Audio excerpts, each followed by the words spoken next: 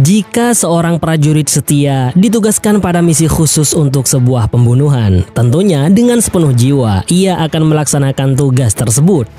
Namun apa jadinya jika target yang harus ia bunuh adalah seorang komandan dari kaumnya sendiri?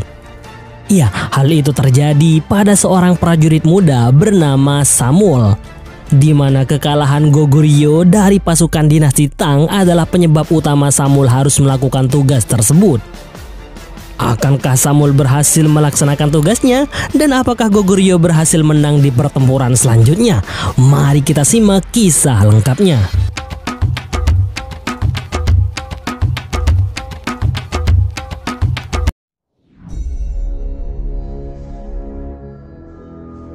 Pada tahun 654 Masehi, terjadi peperangan besar antara kerajaan Goguryeo melawan dinasti Tang di Cina, di mana Goguryeo saat itu dipimpin oleh seorang jenderal bernama Yun Ge Somon. Turut ikut juga seorang prajurit muda bernama Samuel yang sangat antusias untuk memenangkan peperangan ini. Menariknya lagi, di sana ada juga seorang cenayang yang pada saat ini lebih dikenal dengan sebutan indigo bernama Shimi. Sedangkan untuk pasukan dinasti Tang dipimpin langsung oleh sang kaisar bernama Li Shimin atau yang lebih dikenal dengan nama Kaisar Taizong. Saat itu Li Shimin terkenal sangat hebat karena telah banyak menaklukkan benteng-benteng di sekitar perbatasan. Oleh karena itu ia sampai-sampai disebut dengan julukan Dewa Perang.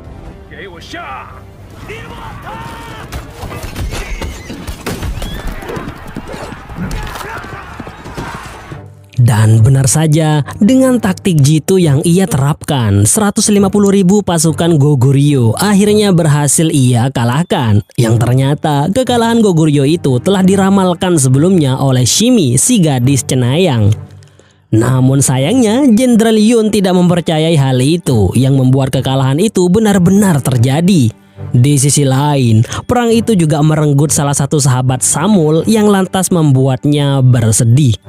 Setelah peperangan itu, dikonfirmasi bahwa lebih dari setengah pasukan Jenderal Yun telah tewas selama pertempuran. Bahkan dikonfirmasi juga bahwa hanya kurang dari 10.000 prajurit saja yang selamat. Oleh karena itu, untuk melampiaskan kekesalannya, Jenderal Yun secara khusus memerintahkan Samuel untuk menghabisi nyawa seorang komandan. Seorang komandan yang ia anggap sebagai salah satu penyebab kekalahannya pada saat itu. Di mana diketahui bahwa saat Jenderal Yun memintanya bergabung dalam peperangan itu, sang komandan secara jelas menolak untuk bergabung dengannya. Dan komandan yang dimaksud adalah komandan bernama Yang Manchun, seseorang yang kini bertugas memimpin suatu daerah sekaligus benteng bernama Ansi. Nah, karena Samuel ini juga berasal dari Ansi seperti halnya Yang Manchun, tugas pembunuhan terhadap Yang Manchun dirasa sangat tepat jika diamanatkan kepada Samuel. Singkat cerita, dengan kesetiaannya pada sang jenderal, terlebih lagi Yang Manchun kini telah dianggap sebagai pengkhianat karena telah menolak perintah, Samuel dengan senang hati dan penuh kesetiaan menerima tugas tersebut. Di lain sisi, Shimi, si gadis cenayang, ternyata tertangkap dan kini tengah dihadapkan kepada Kaisar Li Shimin. Bersamanya ada juga sebuah panah yang merupakan peninggalan Raja Jumong, raja pertama sekaligus pendiri Goguryeo. Di mana alasan panah tersebut berada di tangan Shimi dikarenakan panah itu juga ikut dibawa ke medan perang sebagai simbol kemenangan. Dan uniknya, jika pada umumnya ujung anak panah terbuat dari lempengan besi, khusus anak panah ini ujungnya terbuat dari batu kristal, sehingga akan lebih menjadi ringan dan daya terbangnya lebih jauh. Tak sampai di situ, satu hal yang membuat panah ini lebih istimewa lagi, yaitu nggak ada satupun orang yang bisa menggunakannya. Setelah itu, Li Shimin kemudian merencanakan langkah selanjutnya untuk bisa masuk ke Pyongyang, ibu kota Goguryeo, di mana jalan satu-satunya untuk bisa ke sana yaitu harus melewati benteng Ansi terlebih dahulu, sebuah benteng yang tak lain adalah wilayah kekuasaan Yang Manchun. Dan faktanya, Li Shimin ternyata sudah tahu bahwa hubungan Yang Manchun dan Jenderal Yun kini nggak baik-baik saja. Oleh karena itu, ia rasa akan sangat mudah untuk menaklukkan benteng Ansi. Apalagi diketahui bahwa si gadis cenayang ternyata adalah mantan tunangan Yang Mancun. Sehingga jika memang dibutuhkan, suatu waktu ia bisa saja dimanfaatkan untuk mengalahkan Yang Mancun. Di tempat yang berbeda, Samul di perjalanan menuju Ansi tanpa sengaja dipertemukan dengan dua prajurit Goguryeo. Mereka mengaku bahwa telah kabur pada peperangan sebelumnya. Untuk itu, sebagai penebus kesalahan mereka, keduanya meminta Samul membawanya ke benteng Ansi agar bisa ikut berperang. Keesokan harinya, ketiganya bertemu dengan beberapa orang yang sedang kesulitan karena gerobak mereka yang macet. Walhasil, dengan bantuan Samul dan kawan-kawan, gerobak tersebut akhirnya bisa keluar dari kubangan lumpur. Setelah itu, Samul yang mengetahui orang-orang tersebut berasal dari Ansi, meminta salah satu dari mereka untuk diantarkan bertemu dengan komandan Yang Mancun. Mendengar hal itu, tanpa basa-basi, pria ini mengatakan bahwa hal itu tidak perlu dilakukan sebab ia adalah orang yang Samul cari alias Yang Mancun itu sendiri. Dan benar saja, instingnya sebagai prajurit berpengalaman langsung terlihat saat ia mencurigai bahwa kedua teman Samul adalah mata-mata. Hal itu pun terbukti saat tidak ditemukannya kacang tanah di bawah pelana kuda mereka, di mana hal itu seharusnya biasa dilakukan prajurit Goguryeo untuk persediaan darurat. Lalu tiba-tiba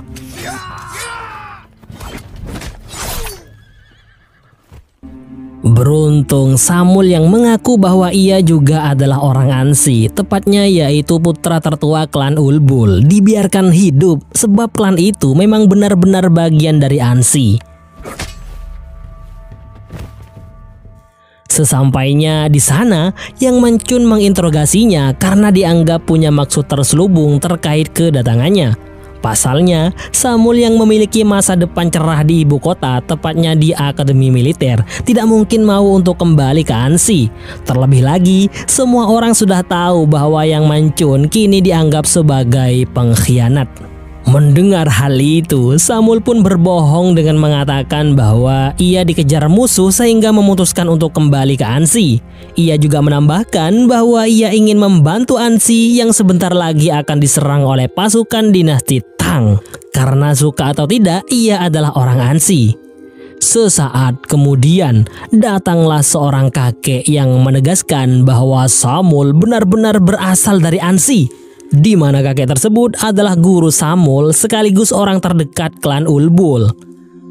Singkat cerita, Samul pun diterima dan diberi tugas khusus untuk memegang bendera saat peperangan. Tak lama kemudian, kepercayaan yang diberikan Yang Mancun ternyata nggak cukup membuat Samul berubah pikiran. Ya, ia masih mantap dengan tugas utama untuk membunuh sang komandan. Lantas ia pun secara diam-diam mengikutinya sehingga sampailah ia di salah satu rumah warga. Di sana ia melihat Yang Mancun sedang menjenguk warganya itu yang baru saja melahirkan. Suatu pemandangan yang sebenarnya remeh namun sangat luar biasa mengingat Yang Mancun adalah pemimpin besar. Keesokan harinya, Samul kembali dibuat tercengang saat melihat Yang Mancun juga ikut berjibaku untuk menyiapkan jebakan. Padahal tanpa dirinya pun pekerjaan tersebut sebenarnya bisa teratasi. Nah, dari sini Samul mulai kagum dengan kepribadian Yang Mancun yang sangat peduli pada rakyatnya, bahkan terkait hal kecil sekalipun. Tak hanya itu, saat Samul menanyai si kakek tentang apa arti Yang Mancun bagi orang-orang Ansi, si kakek menjawab bahwa mereka menganggapnya sebagai benteng Ansi itu sendiri. Selesai dengan tugasnya, Yang Mancun kemudian mencari keberadaan salah satu anak buahnya yang bernama Paso. Dan betapa kagetnya ia saat mendapati Paso bersama dengan seorang wanita yang ia sembunyikan. Bahkan yang mencengangkannya lagi, wanita tersebut tak lain adalah BH, adik Yang Mancun sendiri.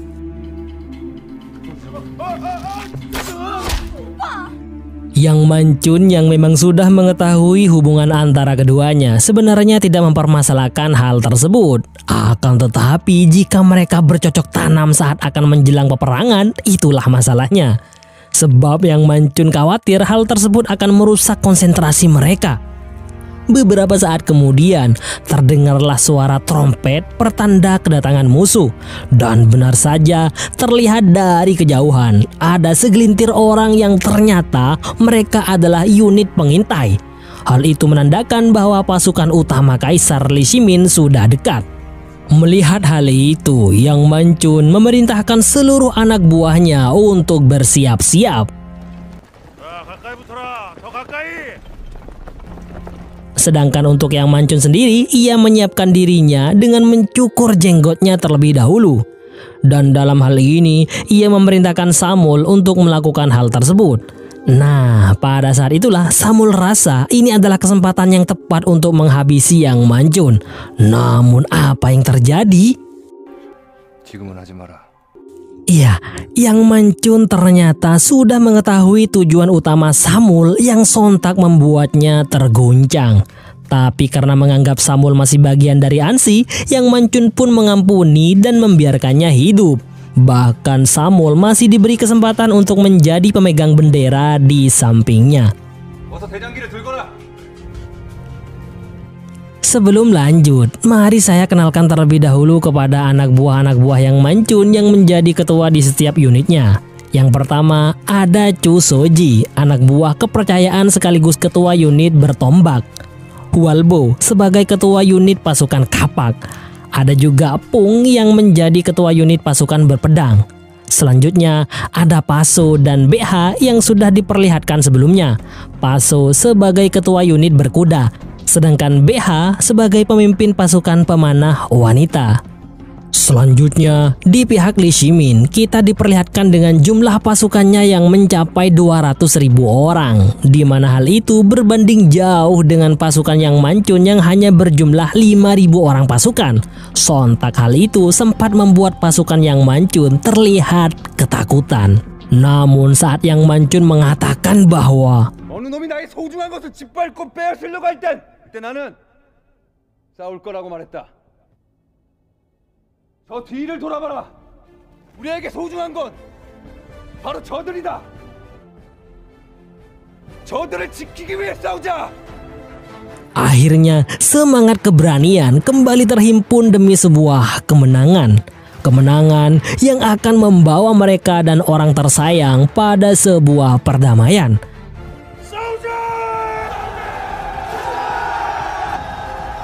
Kendati demikian, bisa dipastikan mereka akan bersusah payah melawan pasukan musuh yang jumlahnya berkali lipat. Di sisi lain, Li Shimin juga menyemangati pasukannya sebelum akhirnya pertempuran pun dimulai.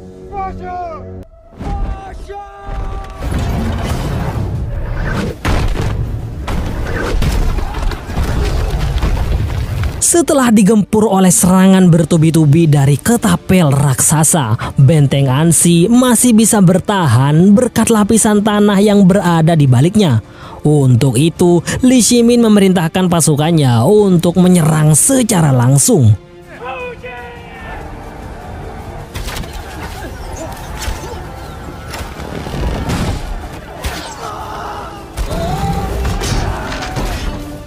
Upaya pertama Li Shimin untuk menembus benteng Ansi dengan mudah berhasil digagalkan Yang Mancun. Namun setelah itu, serangan dari berbagai sisi mulai Li Shimin lancarkan. Tepatnya di sisi kiri dan kanan sudah ada pasukan khusus yang mencoba naik dengan tangga kecil. Sedangkan di tengah ada pasukan pendobrak yang mencoba masuk dengan cara mendobrak pintu utama benteng. Yang terakhir, ada beberapa tangga besar yang mempermudah pasukan Li Shimin untuk menaiki benteng Ansi. Sehingga dengan kombinasi serangan dari berbagai lini tersebut, kemenangan seakan sudah berada di pihak musuh. Namun bukan Yang Mancun namanya kalau tidak bisa mengatasi hal itu. 파소! 파소! 백화! 백화!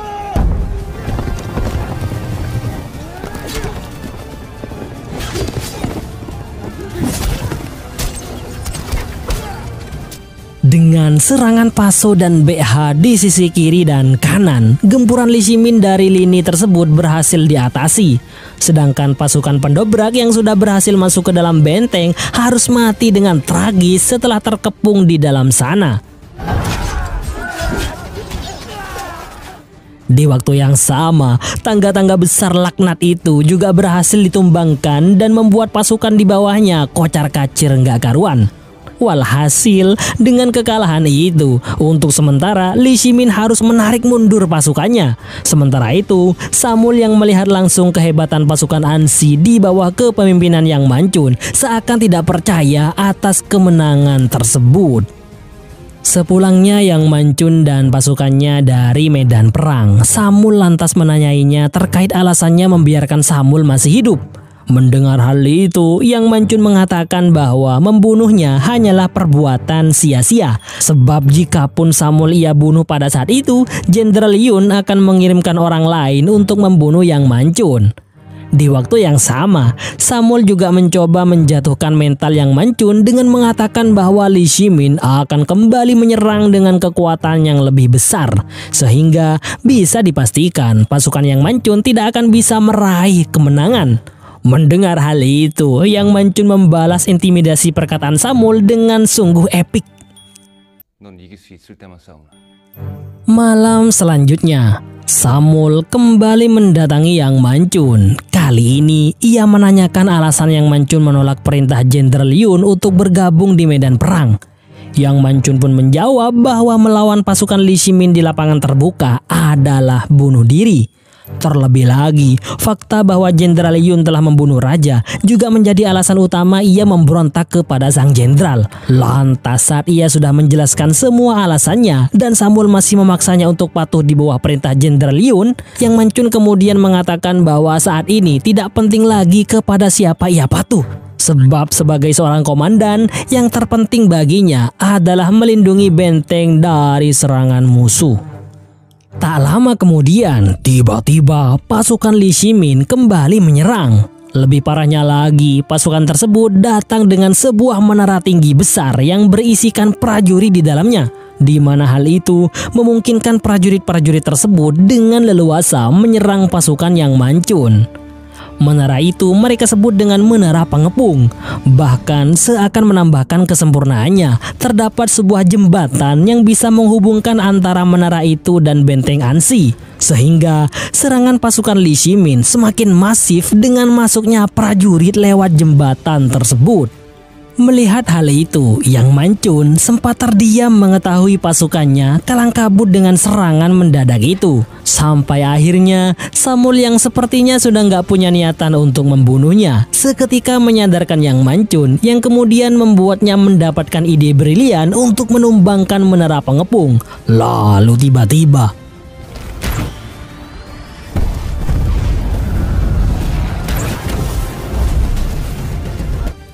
dengan kombinasi panah api dan kantong berisi minyak, Yang Manchun berhasil membabat habis menara-menara laknat tersebut. Akan tetapi saat dikira semuanya telah berakhir, ternyata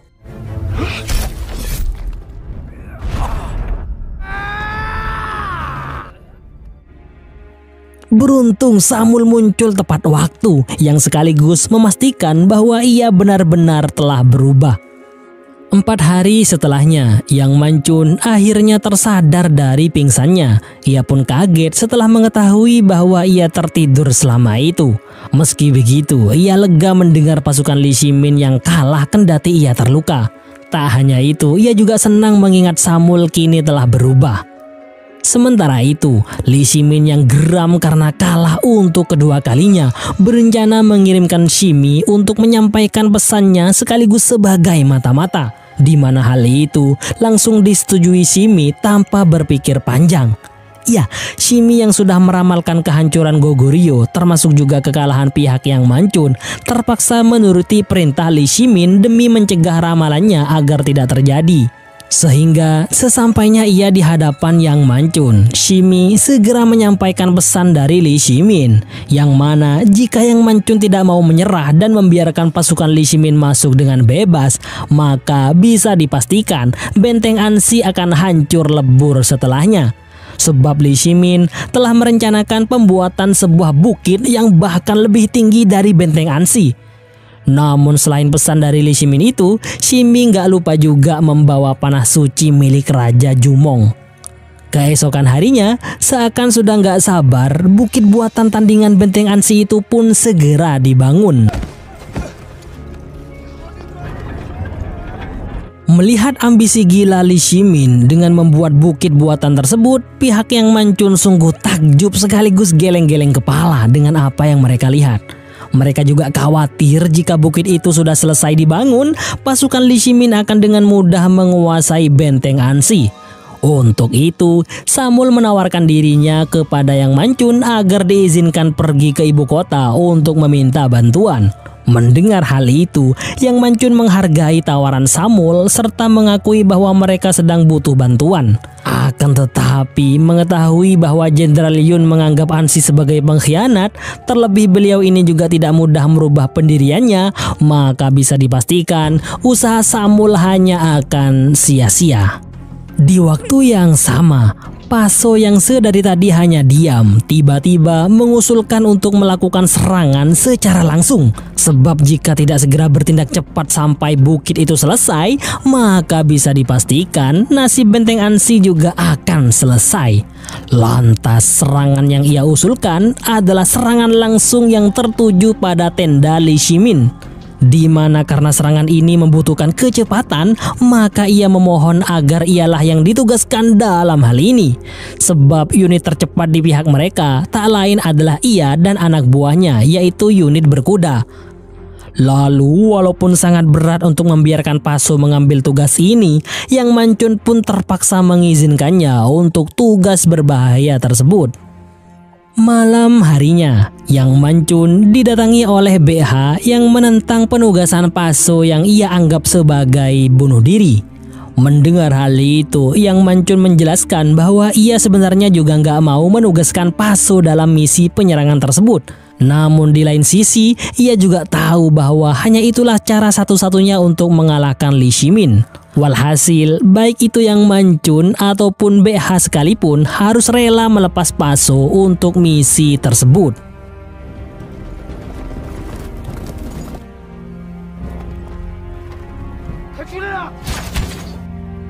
Sungguh sial baginya. Kedatangannya ternyata sudah diketahui oleh musuh, sehingga walaupun ia berhasil kembali ke markas, ia kemudian mati beberapa saat setelahnya. Namun sebelum itu, ia sempat mengatakan bahwa di tengah-tengah mereka ada seorang mata-mata. Dan benar saja, seakan merasa nggak berdosa, Shimi mengakui bahwa ialah yang telah membocorkan misi penyerangan tersebut. Ia mengatakan bahwa hal itu ia lakukan demi menyelamatkan benteng Ansi, sebab tiada guna lagi melakukan perlawanan untuk saat ini, karena menurutnya dewa telah meninggalkan mereka dan kekalahan sudah bisa dipastikan. Lalu tiba-tiba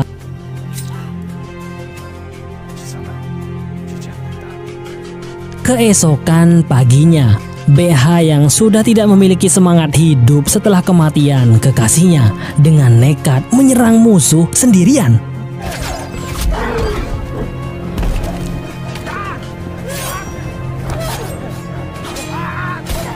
Pada akhirnya, meski sempat melukai Li Shimin pada wajahnya, BH harus mati dan menyusul Paso ke alam baka. Sungguh tragis.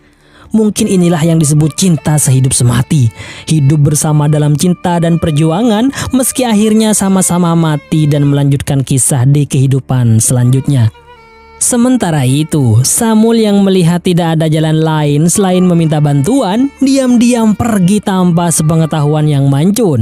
Lantas walaupun sempat ketahuan prajurit musuh, dengan susah payah Samul akhirnya sampai di ibu kota. Di sana, ia langsung mengutarakan maksud dan tujuan kedatangannya, yaitu meminta bala bantuan demi keselamatan benteng Ansi. Mendengar hal itu, tentu saja Jenderal Yun sangat marah melihat Samul yang telah berubah. Sebab tujuan utama ia mengirimnya bukanlah untuk bergabung dengan Ansi, melainkan untuk membunuh komandan mereka yang ia anggap sebagai pengkhianat. Sehingga Samul pun menjelaskan bahwa walaupun Yang Mancun dan orang-orang Ansi dicap sebagai pengkhianat, mereka tetap bertarung mempertaruhkan nyawa mereka melawan pasukan Lee Shimin, di mana hal itu mereka lakukan karena mereka semua adalah rakyat Goguryeo. Di waktu yang sama, Yang Mancun yang baru saja kehilangan 2 orang penting di kubunya merasa sedih yang sekaligus menurunkan mentalnya. Sedangkan pada saat itu, bukit buatan Lee Shimin semakin meninggi dan hampir sempurna, di mana hal tersebut semakin membuatnya bingung dan patah semangat. Melihat hal itu, Cho Soji pun menasehatinya agar tidak terus-menerus memikirkan mereka yang sudah mati. Pasalnya, masih banyak dari kaumnya yang masih hidup yang perlu diselamatkan. Oleh karena itu, tak ada gunanya berlarut-larut dalam kesedihan. Tak lama kemudian, ia pun menguatkan dirinya untuk keluar sembari melihat perkembangan bukit buatan tersebut. Nah, pada saat itulah tanpa sengaja ia melihat anak-anak kecil bermain tanah yang kemudian menginspirasinya. Untuk itu, ia kemudian memanggil para pekerja tambang yang sangat ahli dalam hal gali-menggali. Salah satu dari mereka bernama Wude yang sekaligus akan menjadi pemimpin proyek penggalian itu. Lalu rencananya Yang Mancun akan memerintahkan Wude CS menggali sebuah terowongan tepat di bawah bukit buatan itu. Sehingga jika sudah tiba waktunya, terowongan itu akan dibakar yang otomatis akan merobohkan bukit tersebut, persis seperti yang dipraktikkan oleh bocil-bocil yang sebelumnya ia lihat. Tak lama kemudian, penggalian terowongan pun dimulai. Singkat cerita, setelah sekitar 10 hari menggali, terowongan itu pun berhasil dibuat. Akan tetapi kendala baru muncul berupa hujan yang berpotensi membuat terowongan penuh dengan air. Sebab jika itu terjadi, maka tiang penyangga terowongan itu tidak akan bisa dibakar. Sedangkan bukit buatan di atasnya sudah rampung dengan sempurna dan tinggal melakukan penyerangan. Oleh karenanya, Wude dan kawan-kawan berusaha keras untuk mengeringkan terowongan tersebut. Namun sialnya, meski air sudah berhasil dikuras, tiang-tiang penyangga sudah terlanjur basah akibat hujan. Melihat hal itu, Wude mengusulkan untuk menghancurkan tiang penyangga dengan cara memotongnya menggunakan kapak. Mendengar hal itu, Yang Mancun mengatakan bahwa jikapun itu berhasil, hal tersebut akan membuat Wude dan kawan-kawan harus mati tertimbun tanah. Wude pun menjawab, jika bukit tersebut masih berdiri dan pasukan Lee Shimin mulai menyerang, maka mereka semua akan mati. Jadi ini adalah jalan satu-satunya untuk menghentikan Lee Shimin dan pasukannya. Mendengar hal itu, Yang Mancun pun mengizinkan Wude CS melaksanakan tugas terakhir tersebut. Sedangkan ia sendiri segera bergegas menuju benteng untuk bersiap-siap. Dan benar saja, di hadapannya bukit tersebut mulai mengeluarkan jembatan besar sebagai akses untuk menyeberang ke benteng Ansi. Sehingga jika jembatan tersebut berhasil terhubung dengan sempurna, bisa dipastikan benteng Ansi akan mudah ditaklukkan. Sebab di balik jembatan itu sudah menunggu ribuan prajurit yang sudah siap untuk menyerang. Jadi untuk saat ini, nasib benteng Ansi sangat bergantung pada usaha Wude dan kawan-kawan. Lalu saat jembatan itu sudah mendarat dengan sempurna, tiba-tiba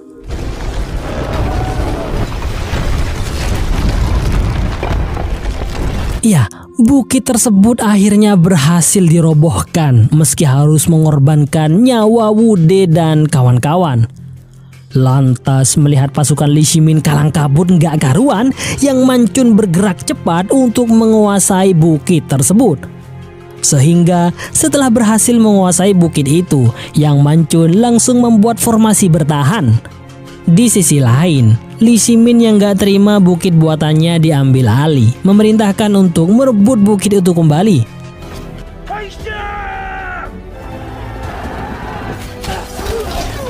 Dengan posisi dan senjata yang menguntungkan pihaknya, Yang Mancun sanggup bertahan dan mematahkan semua serangan musuh. Tapi seiring berjalannya waktu, persediaan anak panah dan roda api mulai menipis. Sedangkan di pihak Li Shimin, prajurit maupun senjata masih sangat melimpah. Untuk itu, Yang Manchun menyuruh anak buahnya untuk mengambil panah suci peninggalan Raja Jumong. Ia berencana memanah Li Shimin walaupun jaraknya sangat jauh.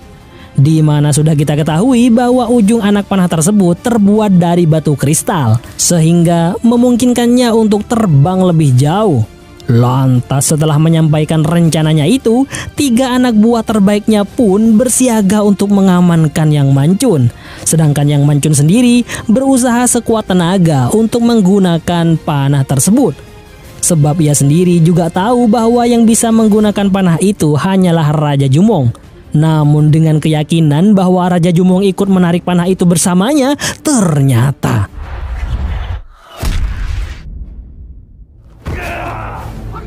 ya, tanpa diduga, anak panah itu berhasil melesat dan mendarat tepat pada mata kiri Li Shimin. Bahkan tanpa Yang Manchun perkirakan sebelumnya, pasukan Jenderal Yun tiba-tiba muncul untuk memberikan bantuan. Di mana hal itu tak lepas dari peran penting Samul yang berhasil membujuk sang jenderal. Walhasil, dengan keadaan yang sudah tidak lagi berpihak padanya, Li Shimin akhirnya memutuskan untuk mundur.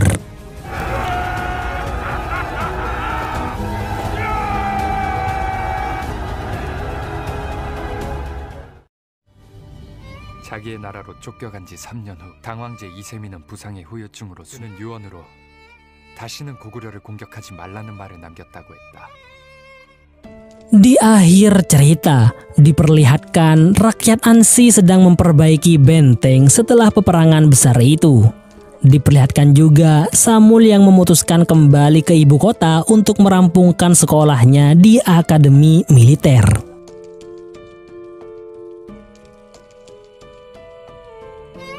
Pesan yang mungkin bisa diambil dari film ini adalah bahwa perang terbesar, tersulit, terfantastis, dan paling fenomenal adalah perang melawan diri sendiri. Lebih tepatnya melawan hawa nafsu. Sebab sebelum seseorang bisa menaklukkan suatu negara, kelompok, atau bahkan kegalakan istrinya sendiri, terlebih dahulu tentunya ia harus bisa mengalahkan hawa nafsunya. Di mana dalam film ini, hal itu tercerminkan jelas pada diri Samul. Sebab jika saja Samul membiarkan nafsu mengalahkannya, tentu saja ia akan membunuh Yang Manchun sedari awal. Di mana hal itu tentunya akan merubah hasil akhir peperangan. Terima kasih sudah menonton video ini sampai akhir. Semoga selalu terhibur, tetap semangat, dan sampai jumpa pada ulasan film menarik lainnya di channel ini.